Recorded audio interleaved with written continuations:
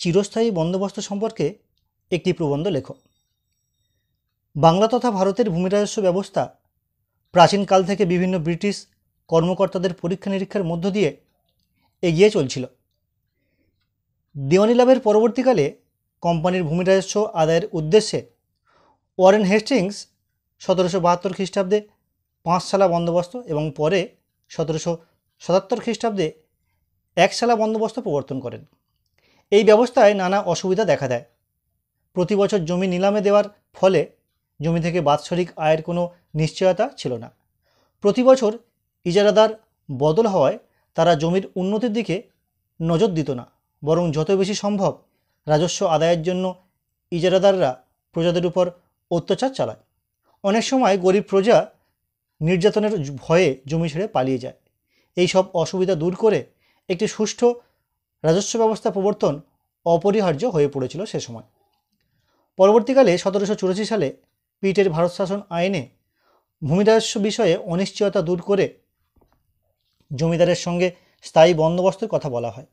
1786 খ্রিস্টাব্দে ইংল্যান্ডের পরিচালক সভা কর্নওয়ালিসকে বাংলায় স্থায়ীভাবে ভূমি রাজস্ব ব্যবস্থা প্রবর্তনের নির্দেশ দিয়ে ভারতে পাঠান। ভারতে এসে তিনি এ সম্পর্কে বিস্তর অনুসন্ধান ও আলোচনা চালান। কর্নওয়ালিস ইংল্যান্ডের অনুকরণে ভারতেও জমিদারদের সঙ্গে 10 বছরের জন্য জমি বন্দোবস্তের কথা ঘোষণা করেন। এই ব্যবস্থা 10 সালা বন্দোবস্ত নামে পরিচিত। এই সঙ্গে তিনি একথা ঘোষণা করেন যে পরিচালক সভার অনুমতি পেলে এই ব্যবস্থা চিরস্থায়ী করা হবে। অবশেষে 1793 সালের 22 মার্চ পরিচালক সভার অনুমোদন পেয়ে এই ব্যবস্থা চিরস্থায়ী ব্যবস্থায় পরিণত হয় এবং বাংলা, বিহার ও উড়িষ্যায় এই ব্যবস্থা প্রবর্তিত হয় প্রথম দিকে।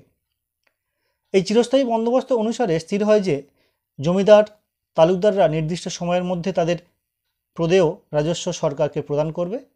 বংশানুক্রমিকভাবে জমি ভোগ দখল করতে পারবেন।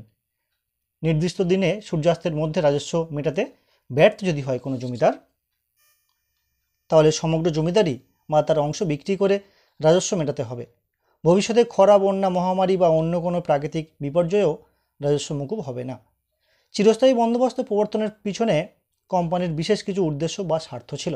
যেমন কোম্পানি আশা করেছিল যে এই ব্যবস্থা প্রবর্তনের ফলে তারা নির্দিষ্ট সময়ের মধ্যে নির্দিষ্ট হারে রাজস্ব পাবে এবং এর ফলে তারা তাদের আয় সম্পর্কে নিশ্চিত হবে। এর মাধ্যমে দেশের অভ্যন্তরে রাজকীয় অনুগ্রহপুষ্ট একটি নতুন অভিজাত সম্প্রদায় গড়ে উঠবে, যারা তাদের প্রধান সমর্থক হিসেবে কাজ করবে। কর্নওয়ালিস আশা করেন যে জমিতে স্থায়ীভাবে স্বত্ব পেলে জমিদাররা জমির উন্নতির জন্য জমিতে বিনিয়োগ করবেন। এতে দেশে সমৃদ্ধশালী হবে উঠবে এবং এর ফলে প্রকৃত লাভ হবে কোম্পানির। এই চিরস্থায়ী বন্দোবস্ত সম্পর্কে ঐতিহাসিক ও অর্থনীতিবিদগণের মধ্যে যথেষ্ট মতভেদ আছে। মার্সম্যানের মতে চিরস্থায়ী বন্দোবস্ত ছিল একটি দৃঢ়, সাহসী ও বুদ্ধিমান পদক্ষেপ। থর্নটনের মতে অস্বাভাবিক ভ্রান্তির দ্বারাই চিরস্থায়ী বন্দোবস্ত পরিকল্পনা রচিত হয়েছিল।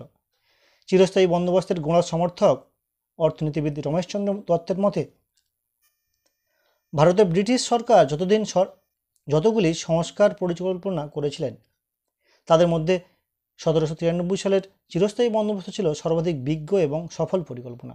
ঐতিহাসিক তারাচাঁদের মতে চিরস্থায়ী বন্দোবস্ত ভারতের সামাজিক সংগঠন ও গ্রামীণ অর্থনীতির মৌলিক পরিবর্তন ঘটায়।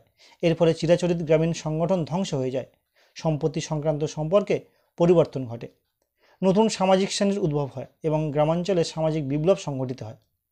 আবার ডক্টর স্মিথ চিরস্থায়ী বন্দোবস্তকে এক বিপ্লব বলে অভিমত প্রকাশ করেছেন। উপরিউক্ত ব্যক্তিবর্গের মতামত আলোচনা করলে বোঝা যায় যে চিরস্থায়ী বন্দোবস্ত সম্পর্কে একটা মিশ্র প্রতিক্রিয়া সৃষ্টি হয়েছে। বাস্তবে এই অবস্থা কতখানি ফলপ্রসূ হয়েছিল তা পরবর্তী এর প্রভাব আলোচনা করলেই বোঝা যাবে।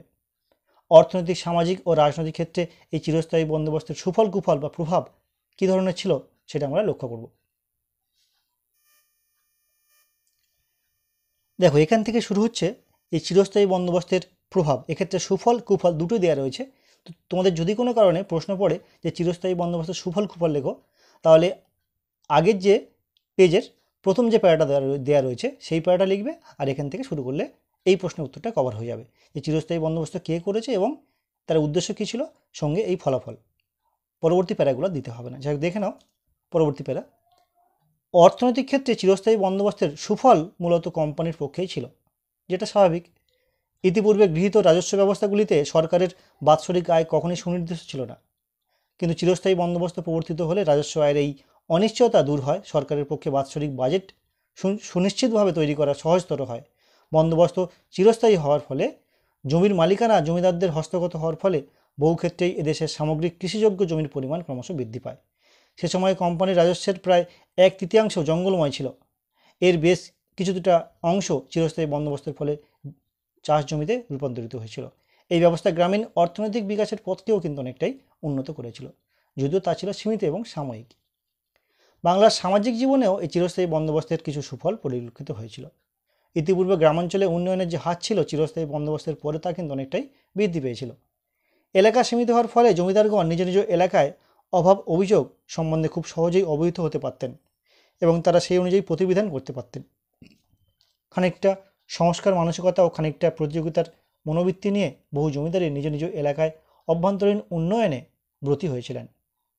এক কথায় গ্রাম জীবনে নতুন প্রাণের সঞ্চার করেছিল, এ বিষয়ে কোনো সন্দেহ নেই। এই চিরস্থায়ী বন্দোবস্তের রাজনৈতিক প্রভাব কিছুটা হলেও গুরুত্বপূর্ণ ছিল, তবে সেটা আংশিক। মুঘল আমলে জমিদারগণ রাজস্ব আদায় ছাড়াও বহু শাসনতান্ত্রিক বা প্রশাসনিক দায়িত্ব পালন করতেন। প্রকৃতপক্ষে নিজ নিজ এলাকায় জমিদারগণ নিজের ছিলেন সার্বভৌম ক্ষমতার অধিকারী। স্বাভাবিকভাবেই তারা দুর্বল সম্রাটদের আমলে অরাজকতা সৃষ্টি করতেন। এর বিশেষ রাজনৈতিক গুরুত্ব এই যে এই ব্যবস্থা কেবল জমিদারদের বিদ্রোহী বা অরাজক মানসিকতা দূর করেনি তাই নয়, এরা কোম্পানির এক বিশেষ অর্থশালী ও প্রভাবশালী সমর্থকে পরিণত হন। দেখো, চিরস্থায়ী বন্দোবস্তের উপর এই সমস্ত সুফলগুলি যেগুলো উপর আলোচনা করলাম এগুলো সীমিত, এদের প্রভাব কিন্তু খুব একটা সুদূর প্রসারী ছিল না, এগুলো ছিল অদূর প্রসারী। কিন্তু এর কুফলগুলি ছিল অসংখ্য এবং সেই কুফলগুলির প্রভাব বা নেতিবাচক প্রভাবগুলি ছিল কিন্তু সুদূর প্রসারী। আর এটাই তো স্বাভাবিক, কারণ এই বন্দোবস্ত পুরোপুরি ভারতীয়দের স্বার্থ তো নয়, ছিল ইংরেজদের স্বার্থে। তাই দেখে নেব এই ব্যবস্থার কুফলগুলি। দেখো, এই ব্যবস্থার ফলে কোম্পানির পরবর্তীকালে রাজস্ব বৃদ্ধি সংক্রান্ত সুযোগ সুবিধা থেকে বঞ্চিত হয়েছিল। আসলে কোম্পানির তাৎক্ষণিক সুবিধার কথা চিন্তা করে বন্দোবস্ত করেছিল, তাই দূরদৃষ্টির অভাবের কারণে কিন্তু জমির মূল্যবৃদ্ধিজনিত লাভের অংশ থেকে তারা বঞ্চিত হয়েছিল। সাধারণ কৃষক সমাজের উপর কিন্তু এর যথেষ্ট প্রভাব পড়েছিল। নির্দিষ্টভাবে নির্ধারণ করলে জমিদারগণ রায়তদের থেকে কোনোরূপ অস্থায়ী চুক্তিতে আবদ্ধ হয়নি, পরন্তু কৃষকদের কাছ থেকে উচ্চ হারে কিন্তু রাজস্ব আদায়ের প্রবণতা ছিল স্থায়ী। আবার চিরস্থায়ী বন্দোবস্ত শিল্প বাণিজ্যে কিন্তু অর্থ বিনিয়োগের হার অনেকটা কমে গিয়েছিল। শিল্পপতি বণিক সম্প্রদায় অনিশ্চিত শিল্প বাণিজ্যে অর্থ বিনিয়োগের পরিবর্তে স্থায়ী মালিকানার শর্তে জমিতে বিনিয়োগ করতে আগ্রহ বোধ করেন। অবশ্য এক্ষেত্রে প্রশাসনিক ক্ষমতার মোহ তাদেরকে একটা উৎসাহ দান করেছিল।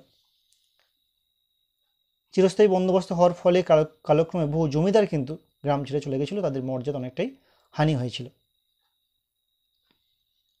সবশেষে এই কথা বলতে পারি যে চিরস্থায়ী বন্দোবস্ত বাংলা তথা ভারতের সর্বক্ষেত্রে ব্যাপক প্রভাব ফেলেছিল, তবে এর প্রভাবটা নেতিবাচক ছিল, অনেকটাই চোখে পড়ার মতো।